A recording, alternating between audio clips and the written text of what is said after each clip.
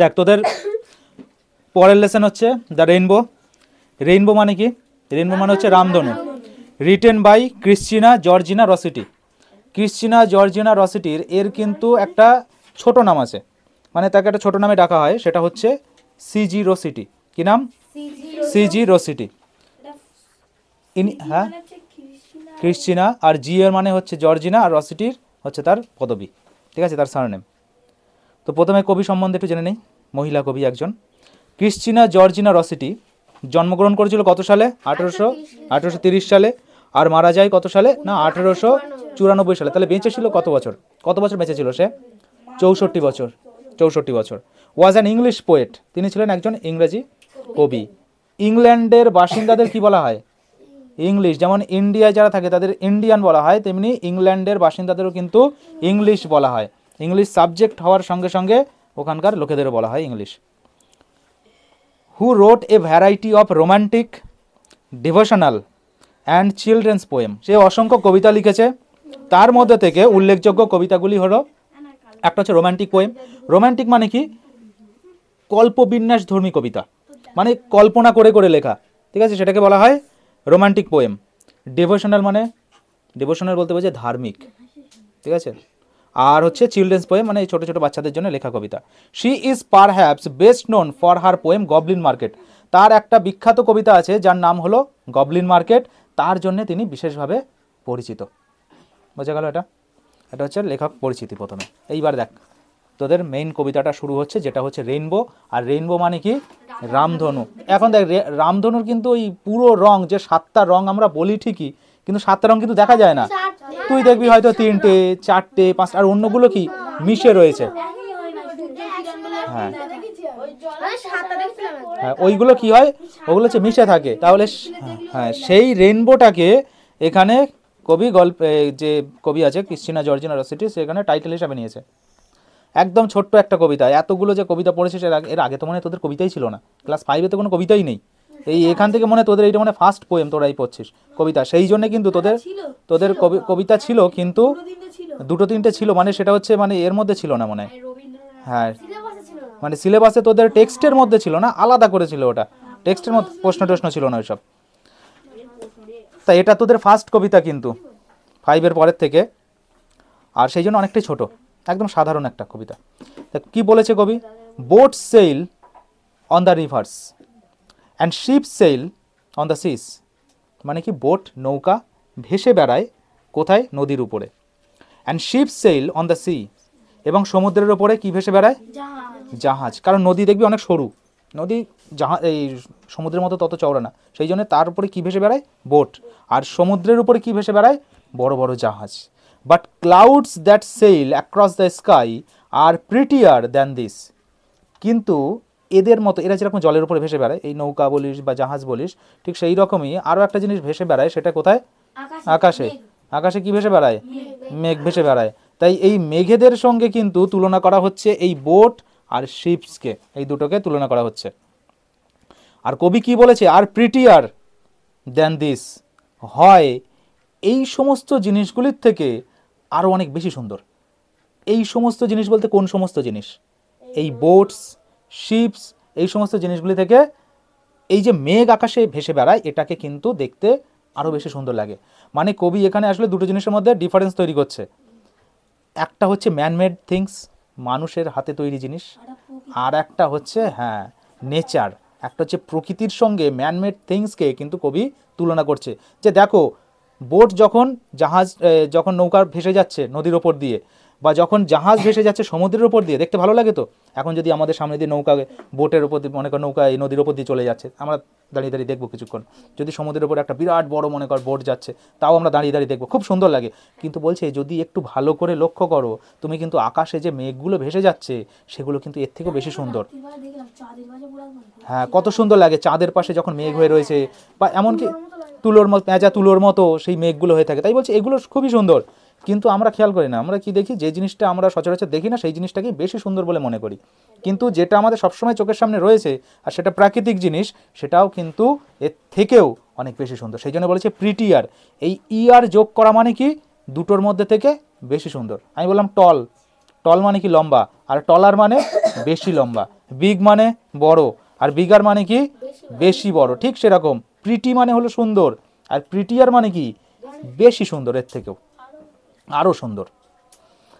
এরপরে কি বলেছে কবি, বলছে দেয়ার are bridges on the reverse. আরও একটা জিনিস, এই নদীর উপরে যেমন আমরা বোট দেখতে পাই, সেই রকম নদীর উপরে আরও একটা জিনিস দেখা যায়, সেটা হচ্ছে ব্রিজ, সেতু। যে কোনো নদীর উপরে দেখা যায়, তুই কলকাতা গেলেই, এখন হাওড়া গেলেই দেখতে পাবি দ্বিতীয় হুগলি সেতু, প্রথম হুগলি সেতু, বালির ব্রিজ, কত সুন্দর সুন্দর ব্রিজ, কত সুন্দর কারুকার্য ডিজাইন করে সেগুলোকে তৈরি করা। ইছামতি এখানেও আছে, কিন্তু আমি বলছি হাওড়া ব্রিজ কি একটা আশ্চর্য, যার নিচে কোনো রকম পিলার নেই, কি একটা জিনিস, যে হচ্ছে ইংরেজ আমল থেকে, সেই তখন থেকে এখনো পর্যন্ত একই রকমভাবে রয়ে গিয়েছে। আর তার কারিগরিটাও কত সুন্দর দেখতে, মানে যখনই দেখবি কোনো সিনেমার শুটিং হচ্ছে, তাও দেখবি কিনা ওই হাওড়া ব্রিজের একটা সিন কিন্তু ওখানে দেওয়া থাকে, এত সুন্দর দেখতে ওটা। তাই বলছে দেয়ার আর ব্রিজেস অন রিভার্স, তুমি নদীর উপরে অনেক সেতু দেখতে পাবে, অনেক ধরনের ব্রিজ দেখতে পাবে, as pretty as you please. Pretty মানে কি বললাম একটু আগে, সুন্দর, আর অ্যাজ প্রিটি মানে যতটা সুন্দর, অ্যাজ ইউ প্লিজ তুমি যত সুন্দর করে পারো না কেন সেগুলোকে তৈরি করতে পারো। কারণ ব্রিজটা কি আসলে ম্যানমেড থিংস, তো মানুষের তৈরি জিনিস। তাই বলছে তুমি ব্রিজ তৈরি করতে পারলে তুমি ইচ্ছা মতো সুন্দর করে তৈরি করো।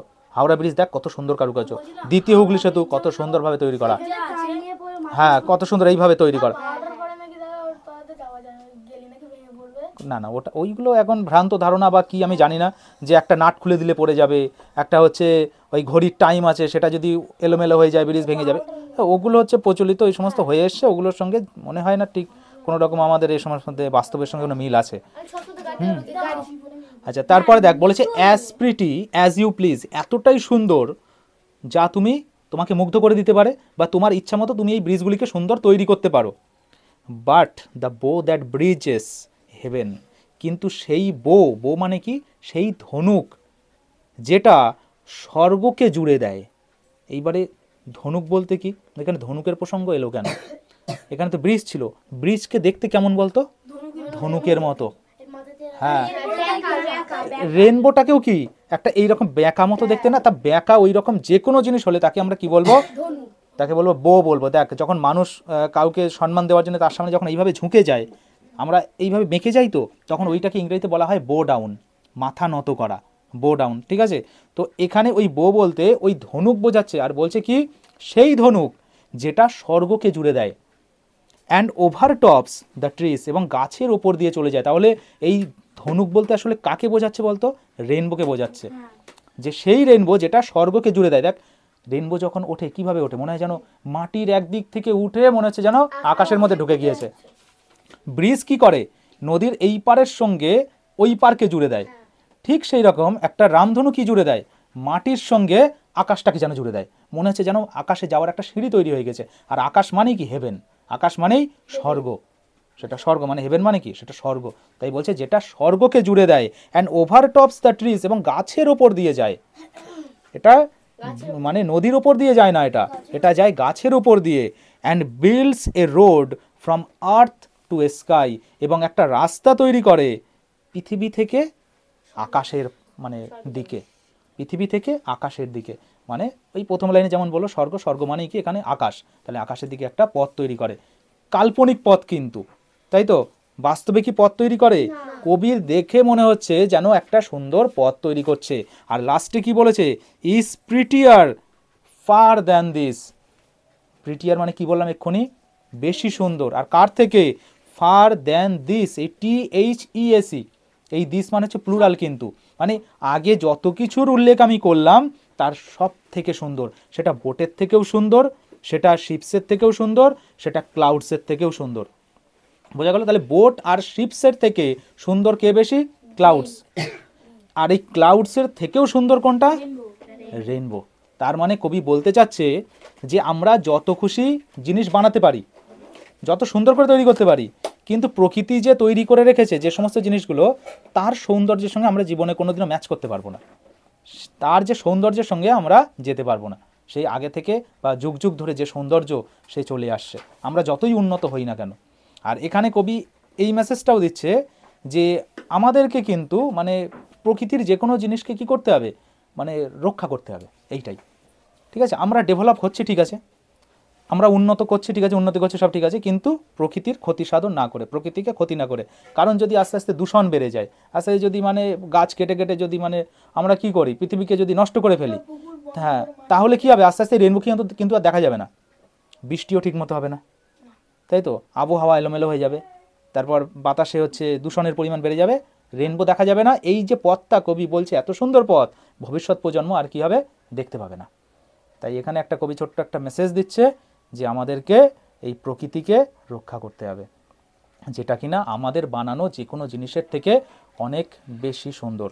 তাই ছোট্ট একটা কবিতা, কবিতার মধ্যে বেশি কিছু নেই, বেশি বোঝারও কিছু নেই, বেশি ইনার মিনিংও নেই, যেটা কবিতায় দেখছিস ওটাই কবিতার মানে। যেহেতু তোদের এটা ফার্স্ট কবিতা, সেই জন্য এইটুকু দিয়েছে। এটা মুখস্থ করতে হবে না, এটা শুধুমাত্র রিডিং পড়বি, রিডিং পড়ে মানে বুঝে আসবি একটু ভালো করে। আমি যেরকম মানেগুলো বুঝিয়ে দিলাম, ঠিক আছে, সেইভাবে এই ভিডিওটা তোদের চলে যাবে, গ্রুপে যাবে, সেই লিঙ্কটা পেয়ে যাবি তোরা, ওখান থেকে গিয়ে যদি মনে হয় যে কোনো জায়গায় অসুবিধা হচ্ছে পড়তে, একবার এটা শুনে নিবি, ঠিক আছে।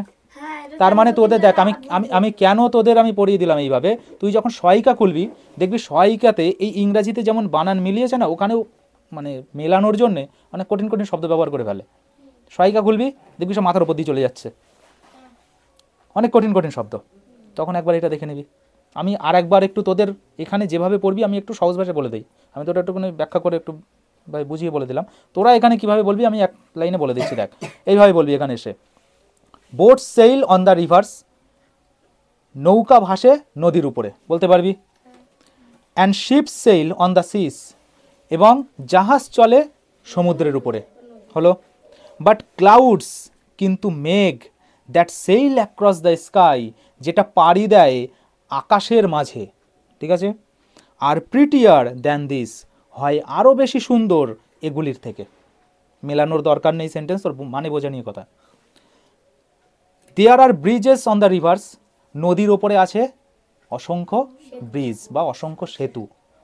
As pretty as you please, এতটাই সুন্দর যতটা তুমি করে নিতে পারো, বা এতটাই সুন্দর যতটা তোমাকে মুগ্ধ করে দিতে পারে। বাট দ্য বো দ্যাট ব্রিজেস হেভেন, কিন্তু সেই সেতু যেটা আমাদের স্বর্গকে জুড়ে দেয়, অ্যান্ড ওভারটপস দ্য ট্রিজ, এবং চলে যায় গাছের উপর দিয়ে, and builds A road from earth to sky, এবং একটা রাস্তা তৈরি করে, একটা পথ তৈরি করে পৃথিবী থেকে আকাশ পর্যন্ত, is prettier far than this, হয় এই সমস্তগুলির থেকে আরও আরও অনেক বেশি সুন্দর। হলো, এইভাবে বললে তোর কবিতার আর কোনো রকম অসুবিধা হবে না, তোর সহায়িকা থেকে মুখস্থ করার কোনো দরকার নেই, যেভাবে বললাম সেভাবে শুধু এসে বলবি রিডিংটা, ঠিক আছে।